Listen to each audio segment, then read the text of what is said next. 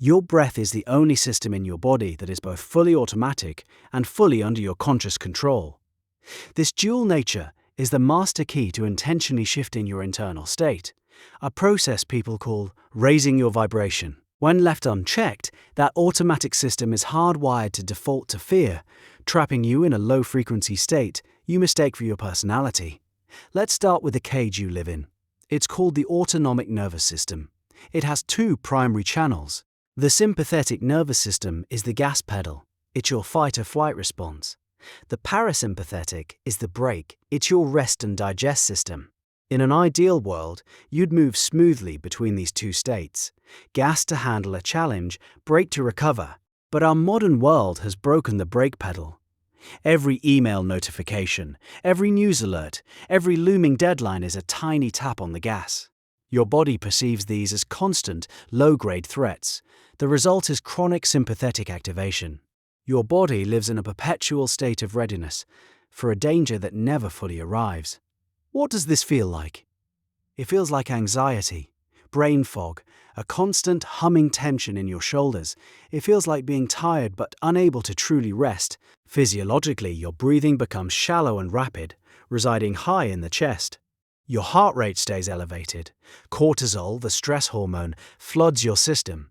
This cascade of chemical and physical stress is the scientific definition of a low vibration state. It's a body and mind optimized for survival, unable to access states of creativity, connection, or joy.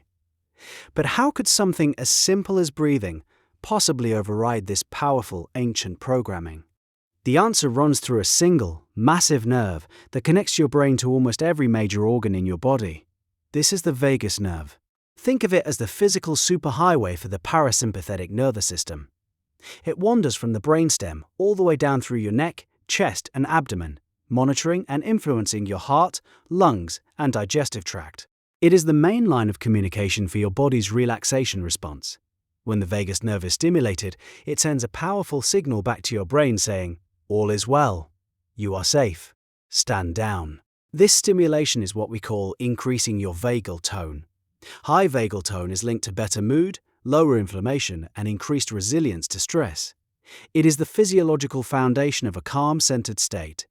And here is the crucial link. The most direct, powerful way to consciously stimulate your vagus nerve is through your breath. Specifically, through slow, deep, diaphragmatic breathing. When your exhale is longer than your inhale, you physically activate the vagus nerve where it passes through your diaphragm and chest. This isn't a metaphor, it's mechanics. You are manually engaging your body's braking system. Each long, slow exhale is a direct message to your brain to exit fight or flight. You can measure this effect in real time with a metric called heart rate variability, or HRV. A high HRV means your system is resilient and adaptable, able to switch gears easily. A low HRV indicates chronic stress. 5 minutes of slow, deep breathing can measurably increase your HRV. You are literally changing your state. Stimulating this nerve is one part of the equation. But something far more profound happens at the level of your cells when you begin to intentionally alter your blood chemistry with your breath. This gets into a fascinating biological paradox.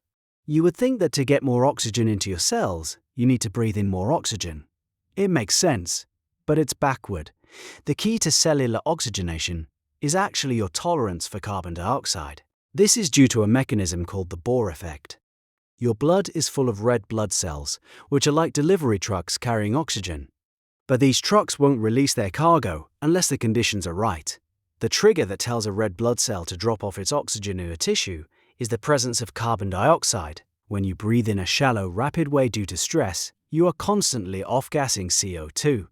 Your CO2 levels drop. This makes your blood more alkaline. The red blood cells become sticky, holding onto their oxygen molecules more tightly. You can be breathing heavily, taking in huge amounts of air, yet your tissues and brain are starving for oxygen. This is called hypoxia. It leads to brain fog, fatigue, and low energy. A low vibe state. When you practice breathwork, especially techniques involving slow exhales or breath holds, you do the opposite. You allow carbon dioxide to build up slightly in your blood. This is the signal the delivery trucks have been waiting for. Suddenly, red blood cells release their oxygen payload into your tissues, your organs, and your brain.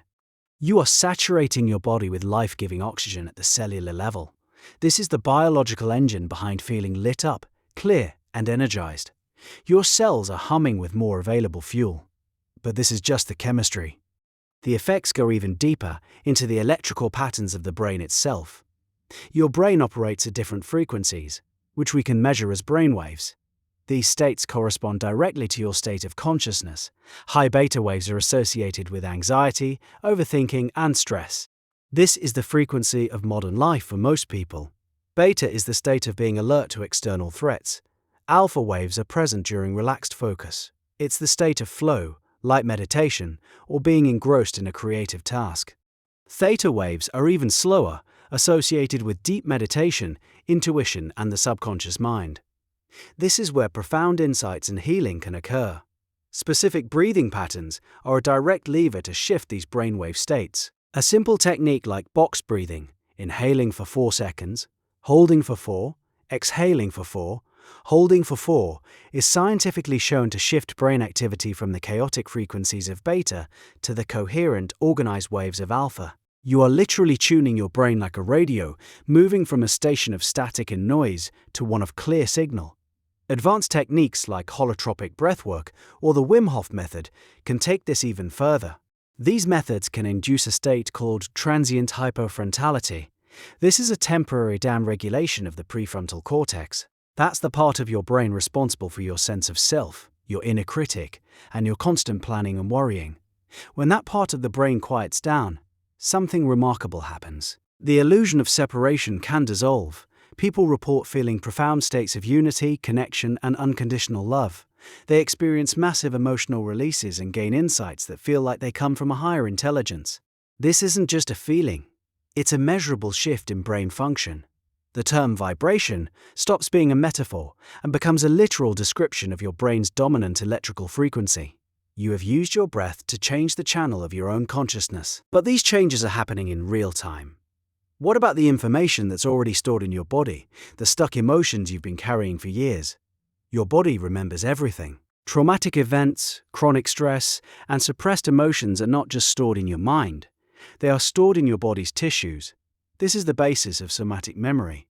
Your nervous system, in an attempt to protect you, creates patterns of chronic tension. It locks these experiences into your muscles, and most importantly, into your fascia, the web of connective tissue that surrounds every organ and muscle. A primary place this tension is stored is in the diaphragm, your main breathing muscle. For many people, years of stress have left their diaphragm tight and restricted. Their breathing pattern has become a physical armor against feeling difficult emotions. When you begin to practice deep, conscious, diaphragmatic breathing, you are pushing against this armor. You are physically moving into the places where this old energy is stored. This is why breathwork can be so intensely emotional.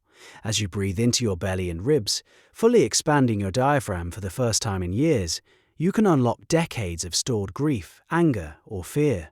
It can feel overwhelming, but it's a release. You are using the motion of your breath to physically metabolize old, unprocessed emotional energy. This is the deep cleaning. Raising your vibration requires you to clear out the dense, heavy frequencies that are physically stuck within your own tissues. It is an act of subtraction, removing the weight that has been holding your natural frequency down. So you can change your nervous system, your blood chemistry, your brainwaves, and release old trauma. But what is the long-term result of doing this consistently? This is where the practice transforms from a temporary state change tool into a permanent trait change process. With consistent practice, you are fundamentally retraining your autonomic nervous system. You are carving new neural pathways. Your body learns a new default setting. The gas pedal of your stress response becomes less twitchy. The brake of your relaxation response becomes stronger and more responsive. Your baseline vagal tone increases. Your resting heart rate variability improves. This means that when you do encounter a stressor, your body can handle it and then return to a state of calm much more quickly. You become less reactive, more resilient. The background noise of anxiety begins to fade.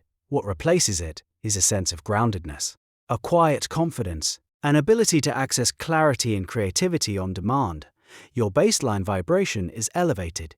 It is no longer something you have to actively work to achieve in a 10-minute session. It becomes the new ground you stand on. The lens through which you perceive the world is cleaned. The constant low-grade filter of survival mode is removed, and you begin to experience a richer, more vibrant reality that was available all along. The most profound secret of the breath is that it's a bridge. It's the meeting point between the conscious and the unconscious, the mind and the body, the physical and the energetic. It is the one tool you were born with that allows you to consciously pilot the vessel of your body. Most of us have left it on autopilot our entire lives, letting the storms of circumstance and reaction dictate our course. What happens when you finally take the wheel? And this same principle of using a physical process to influence a non-physical state explains why sound healing works on a cellular level, which is a whole different kind of